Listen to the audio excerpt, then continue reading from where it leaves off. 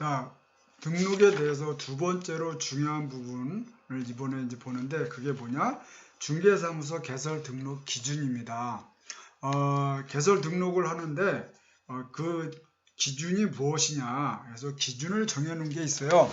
등록을 하기 위한 부분은 형식적 기준을 말하는 거죠.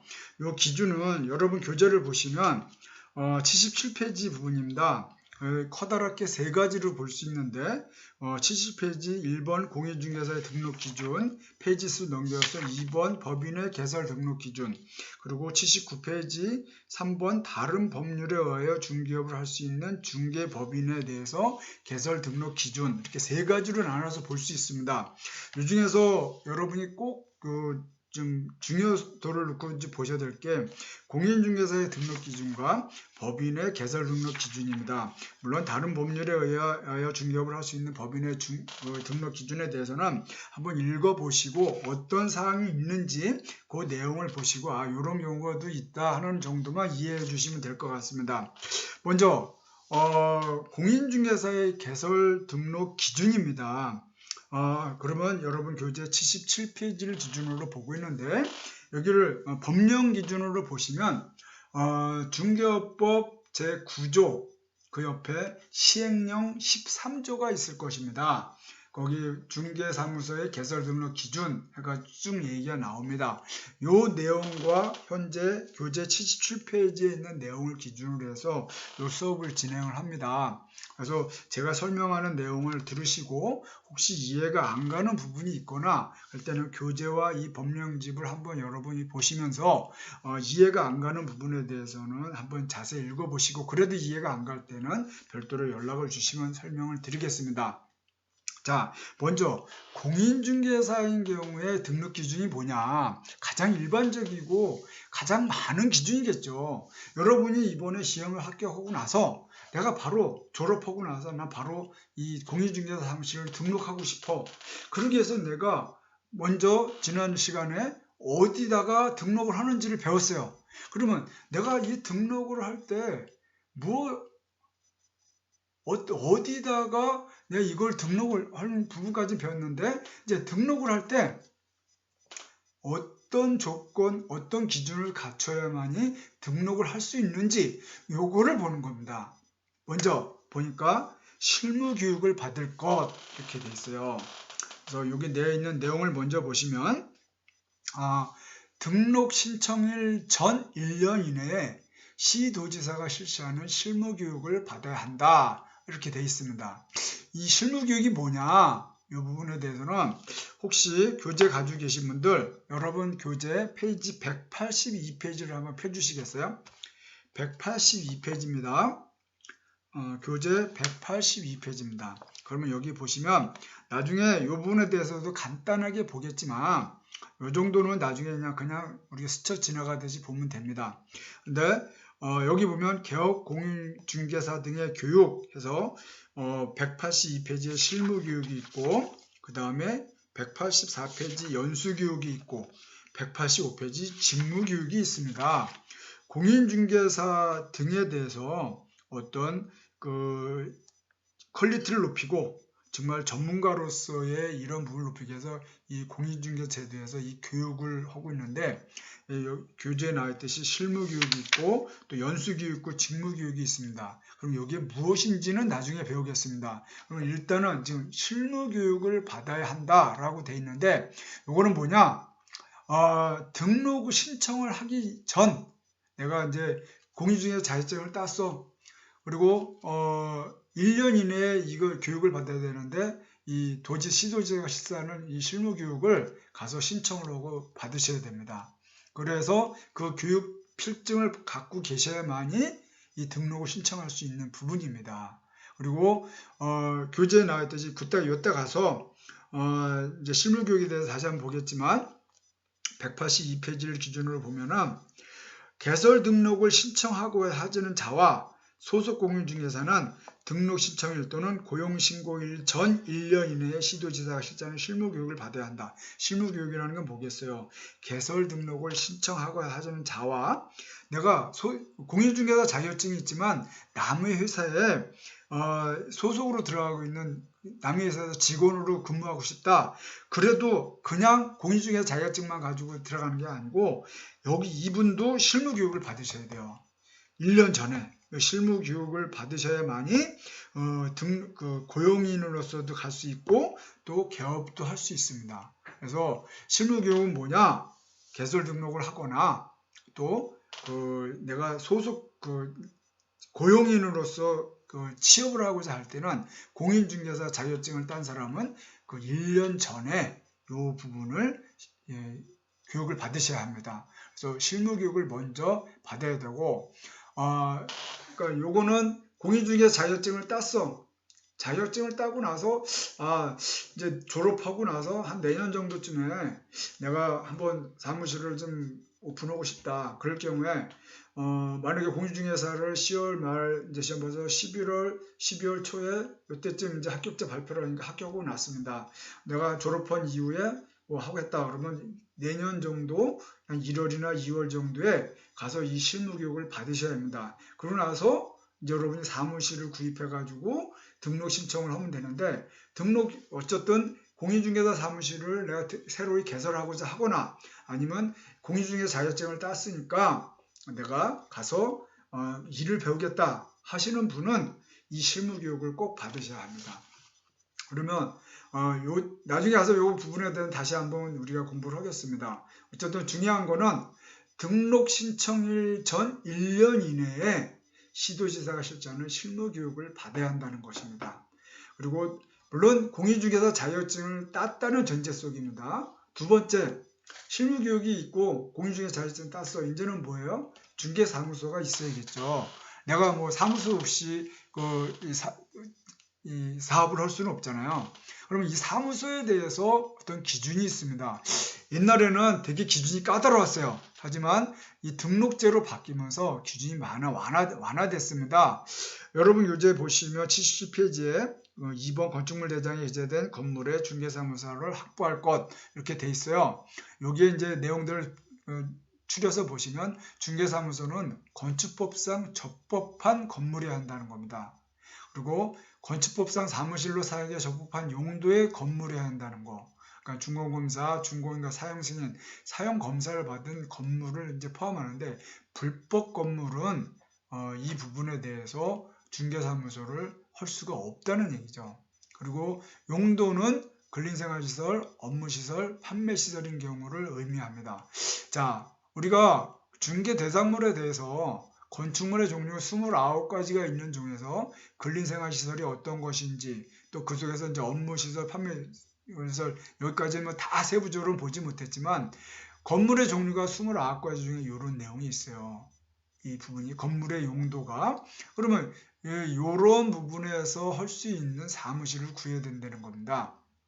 그리고 등록 신청자는 소유든 전세든 임대차 또는 사용대차 등의 방법에 의하여 사용권을 확보해야 된다는 겁니다. 이게 내가 내 건물이든 아니면 임대차든 전세든 그 부분에 대해서 전세계약이든 임대차 계약이든 사용대차 계약이든 그 사용권을 확보해야 되고 해야 된다는 거. 그리고 다행인 거는 옛날에는 이 사무소 면적에 제한이 있었습니다. 지금은 사무소 면적에 제한이 없습니다.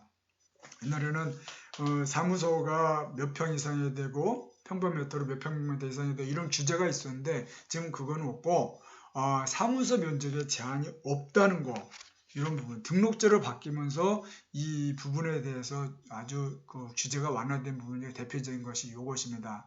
그래서 요 중개사무소 어떻든 사무실은 있어야 사업을 하는 중개업을 개업을 할 수 있는데 그 사무소가 적법한 건물이어야 되고 적법한 용도여야 된다는 거죠. 그래서 이런 적법하지 않은 건물과 적법하지 않은 용도의 건물을 내가 소유하거나 또 사용대차, 임대차에서 했을 경우에는 그 부분에 대해서 등록 기준에 맞지가 않아서 등록을 받을 수가 없다는 겁니다.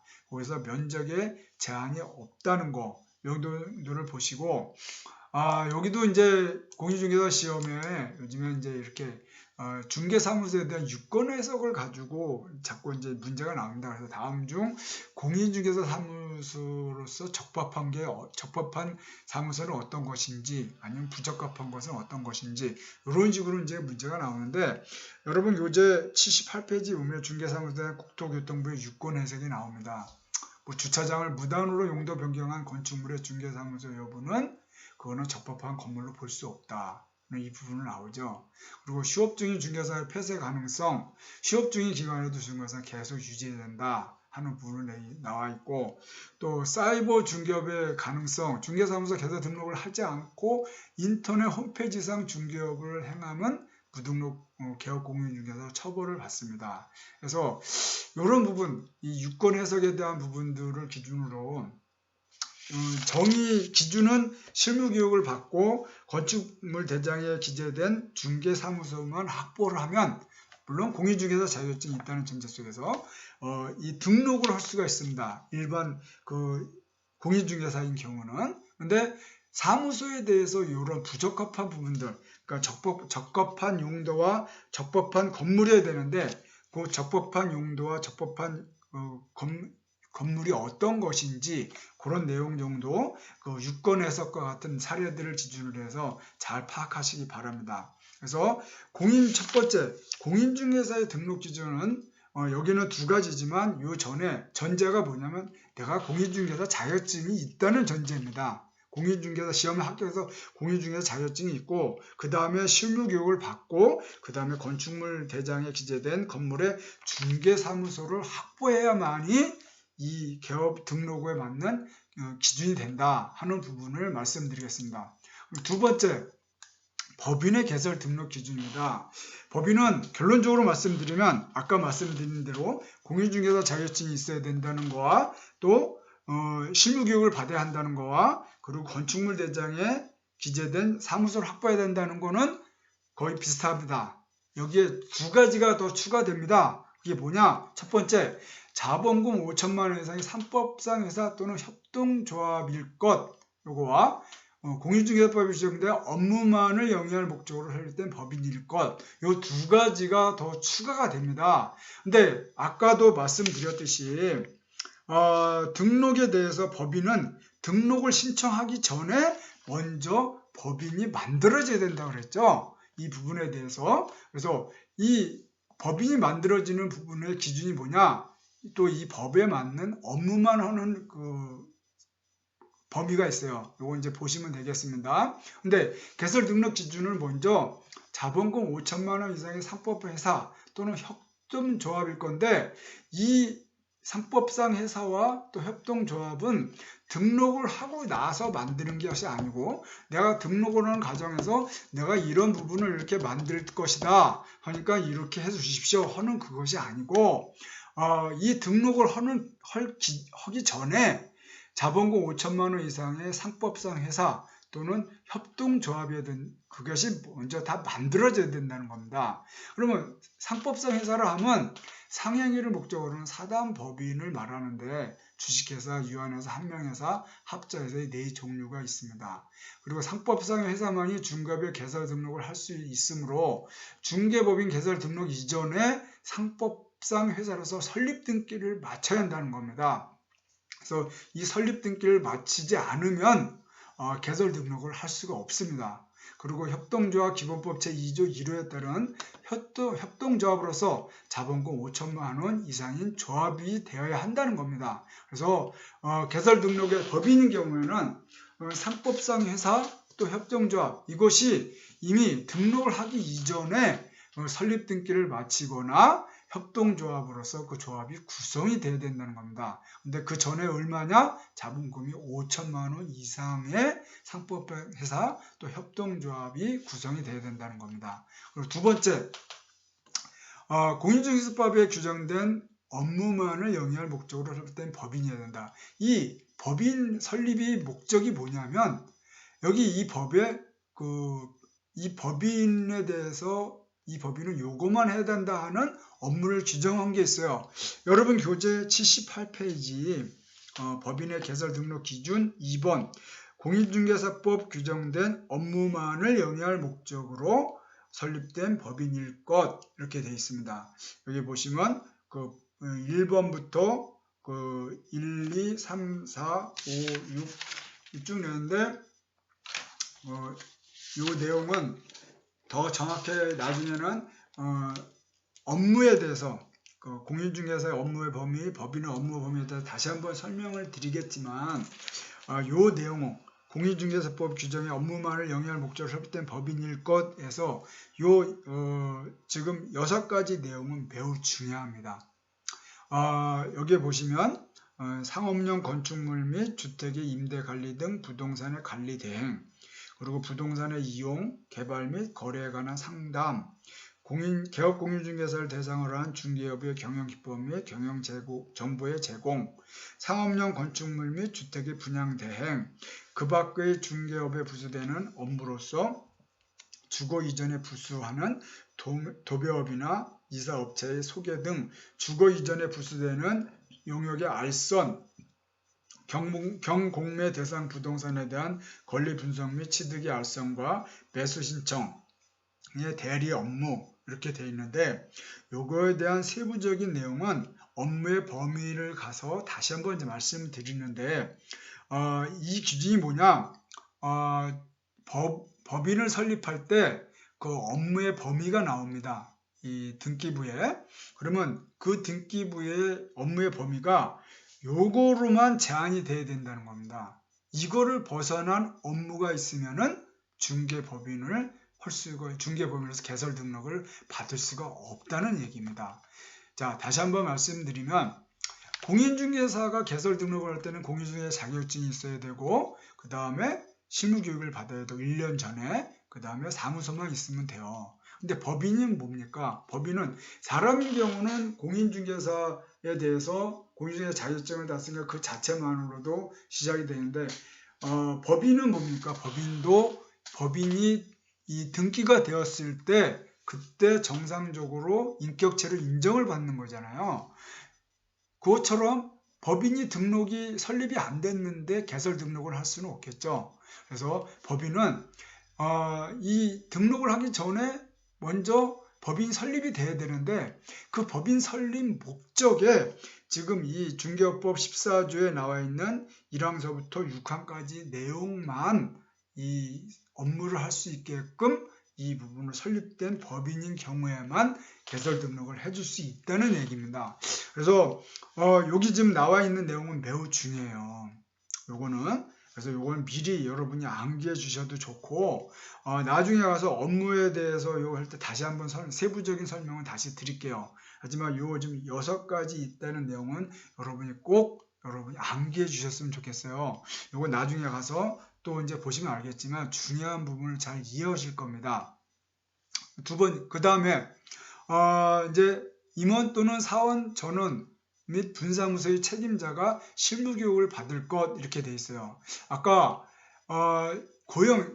개업공인중개사, 소속공인중개사도 자기가 취직을 하기 위해서는 실무교육을 받으라고 했잖아요. 중개보조원도 자기가 취업이 되기 위해서는 실무교육을 받아야 합니다. 그래서 공인중개사, 당연히 대표이사인 공인중개사도, 법인의 대표인 공인중개사도 실무교육을 받아야 되고, 소속공인중개사도 실무교육을 받아야 되고, 거기에 중개보조원도 모두가 이 부분에 할 때는 실무교육을 1년 전에 다 받아야 합니다. 그리고 건축물 대장 예전에 건물의 중개사무소를 확보해야 된다. 이렇게 돼 있고, 여기에 이제 하나 더,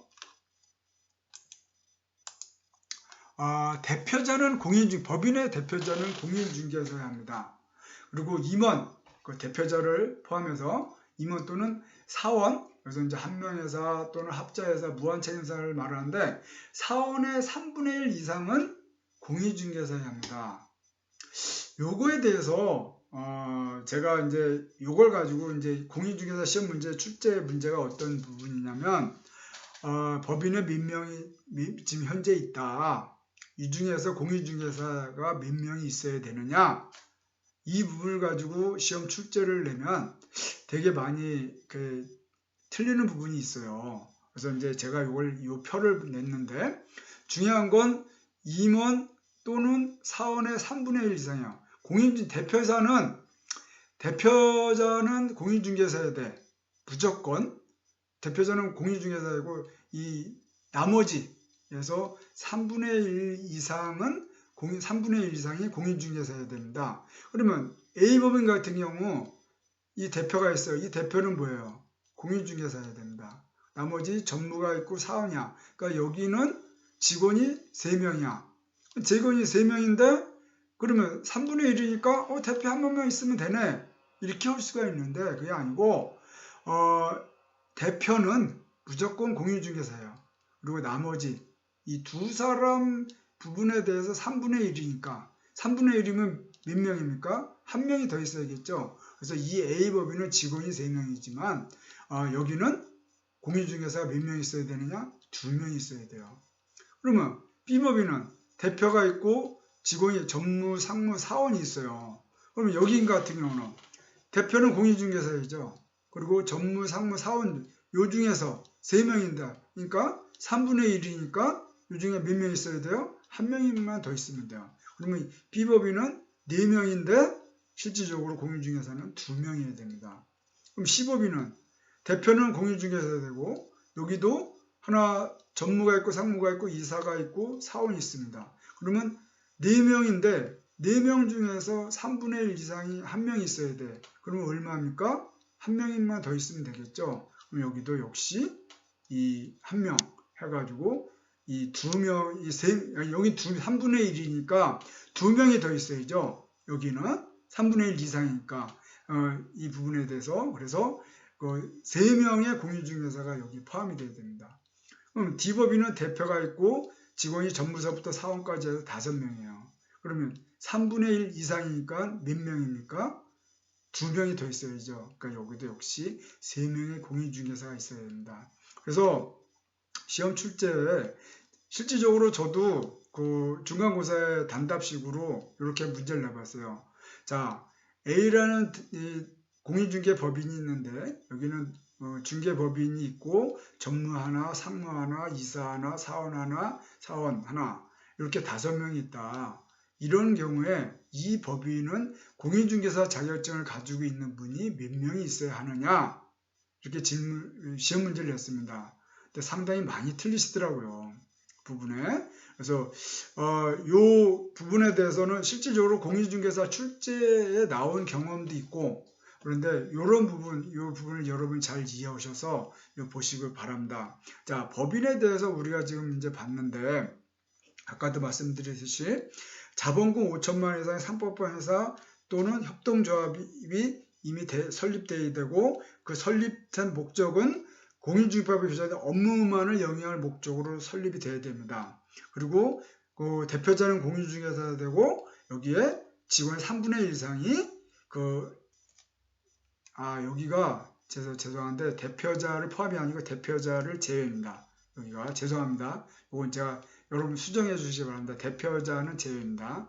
제가 설명을 잘못했네요. 여기 표시를 잘못했네요. 그러니까 대표자를 제외하고 3분의 1 이상입니다. 그래서 그렇게 보시면 될 것 같고 대표자는 공인중개사가 되고 대표자를 뺀 나머지 직원의 3분의 1 이상이 공인중개사가 되는 거 그리고 실무계획을 받아야 된다는 거 모든 사람이 그리고 사무실을 확보해야 된다는 거 여기 공인중개사하고에 대해서 비교를 해봤을 때 어떤 차이가 있습니까?